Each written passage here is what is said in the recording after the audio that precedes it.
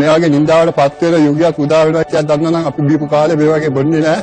නීති මගින් මෙතෙන්දි කරන්න පුළුවන් සමහර දේවල් තියෙනවා. අපි කවුරුත් නීතිය පිටට රජය පිටට හැමදේම දාන්න බලනවා. හැබැයි එහෙම නීති මගින් කරන්න බැරි ගොඩක් දේවල් මේ මද්ද්‍රව්‍ය පාලනේ තියෙනවා. මොකද හෙරොයින් තහනම් කරනවායි කියලා තහනම් දැන් රටේ තහනම් හෙරොයින් ගේන එක 100% නැවැත්තුවත් මත් වෙන්න ඕන අය විකල්පයක් තෝරගන්නවා. ඒක නිසා අපි ආමන්ත්‍රණය කරන්න ඕන අන්න එතනට මත් වෙන තැනට මිනිස්සු නොගන්න අපි මිනිසුන්ගේ මනස හදන්න ඕන. අපි පාසල් සිසුන්ගේ ඉඳලා සෞඛ්‍ය අධ්‍යාපනය තුලින් මත් නොවන මිනිසුන් කොටසක් බිහි කරගන්න උත්සාහ කරන්න ඕන.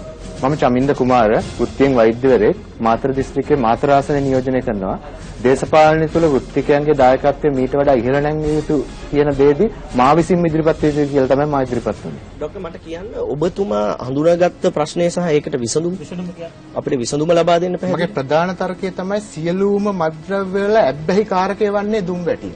අපේ වඩාත් ඵලදායී මැදිහත් වීම වෙන්නේ දුම්වැටිය නවත්ත ගන්න එක. ඒනොත් ඇබ්බැහිය පටන් ගන්න අවුරුදු 16-17ට අඩු තරුණයෝ ඒ තරුණයෝ ටික බේරගත්තො බාල වයස්කරුවන් දුම්වැටියෙන් බේරා ගැනීම මද්ද්‍රව්‍ය නිවාරණය තියෙන හොඳම පියවර කියන එක තමයි මම කියන්නේ.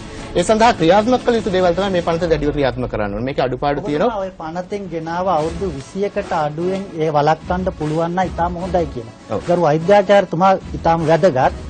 ඇයි ඔබේ තත්ත්වයේ 21කට අඩුවෙන් වැළැක්වීම ඇබ්බැහියට තියෙන ඉඩකඩ අහුරනවායි කියන කාරණේ අපේ මොළේ වර්ධනයේදී අපි කතා කරනවා ප්‍රීෆ්‍රන්ටල් කෝටෙක්ස් කියලා. ප්‍රීෆ්‍රන්ටල් කෝටෙක්ස් එකෙන් තමයි යම් කිසි දෙයක් ගැන තීරණය කළා අපිට අවසාන තීරණය කාරණා කීපයක් සාකච්ඡා කළා අවසාන තීරණය ගැනීම හැකියාව තියෙන ප්‍රීෆ්‍රන්ටල් කෝටෙක්ස් එකේ. ඒකේ සම්පූර්ණ වර්ධනය මයිලින්කරණය සම්පූර්ණ වෙන්නේ වයස අවුරුදු 21 දී. එතකොට ඇබ්බැහි වීම කියන එක අවුරුදු 21 දක්වාම හොඳින් සිද්ධ වෙනවා. 21ට වැඩි අය ඇබ්බැහි වීම අඩුයි. 21ට අඩු අයගේ ඇබ්බැහි වීම වැඩි. අන්න ඒක වළක්වා ගන්න පුළුවන් තමයි 21 කියන සීමාවේ. 3000ක් විතර දවසට ගියා. දැන් එකක් කියලා 1000ක් වෙනවා. 3000ක් හොයන්නේ කොහොමද? දැන් ඒක වැඩ කරන අපි කුලියේ කොන්ට්‍රැක්ට් කරන් කරනවා වැඩේම. ඒක පේන්ට් වැඩේව 3000ක් දවසට හොයන්න පුළුවන්. සාමාන්‍ය පුළුවන්. කොන්ට්‍රැක්ට් කරන් කරනවා. ඒකට 3000ක් කොල්ලෙන්ට දීලා 3000ක් හොයන්න පුළුවන්. ඒකට තොල අනෙක් කී දාන්නද? ඒක නෝල රසාවක් කරේ නෑ. ඒකට ළමෙකුත් ඉන්න ඒරිය තමයි මොකෝද?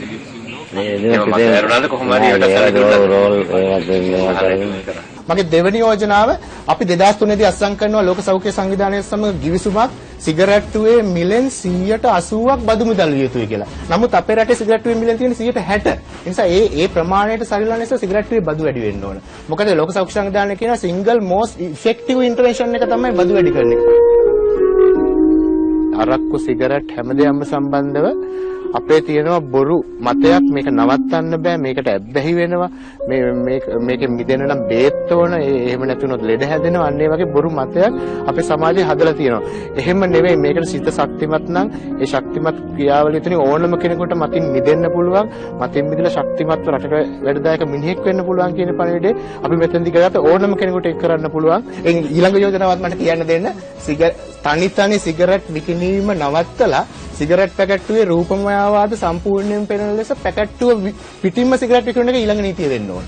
මොන රටේද එහෙම ක්‍රියාත්මක වෙන්නේ පැකට්ටුව පිටින්ම රූපමය අවවාදات එක්ක 100% ක්‍රියාත්මක වෙන්නේ විලඳ නාංචනීය ට්‍රේඩ් මාර්ක් එක නැතුව. ඒක සුප්‍රීම කෝට් ජජ්මන්ට් එකකුත් තියෙනවා ලංකාවේ. ඒක කෝට් ජජ්මන්ට් එකේ තියෙනවා 160ක්. ඒක ඕස්ට්‍රේලියානු ශ්‍රීලංකාවේ ප්ලේන් පැකට්ස් කියන එක තමයි අඳුරලා තියෙන සුදු පාට පැකට්. වෙනකොට මහාචාර්ය කාලොෆොන්සේක මහත්මයා කියනවා සිගරට් නිවාරණය සම්බන්ධව ගන්න තියෙන ඊළඟ හොඳම විසඳුම ඒකයි කියලා. මම එතුමාගෙන් තමයි මේක පුටා ගත්තේ. කෝට් ජජ්මන්ට් එකට එහාට යන්න බෑනේ අපිට. ලංකාවේ ශ්‍රේෂ්ඨාධිකරණයේ තීරණයක් තියෙනවා ට්‍රේඩ් මාර්ක් එකටත් ඉඩ දෙන්න කියලා. ડોક્ટર නීතිය ගැන ආචාර්ය උපාධාරයෙක්ින්ද දැන් නීතිය ගතිකද? ඒ කියන්නේ ඒක නීතිය වෙනස් කරන්න පුළුවන්. අනිවාර්යයෙන් හැකියාවක් තියෙනවා. විනිශ්චය මණ්ඩලය ඒකමතික තීන්දුවකට ආවා ඉදිරි වටය සඳහා යැවිය යුතු තරංකරුවන් සිව් දෙනා කවුරුන්ද කියන එක සම්බන්ධයෙන්. ડોક્ટર චමින්ද කුමාර ඔබ යනවා. හොඳ තරගයක් දුන්න හොඳට සූදානම් වෙලාවේ තරගෙට. ඒ වෙන්නේ හොඳ තරගයක් දුන්න ඒ තරගයේ ප්‍රතිඵල හිතපු විදිහට ලැබුණා සන්තෝෂයි.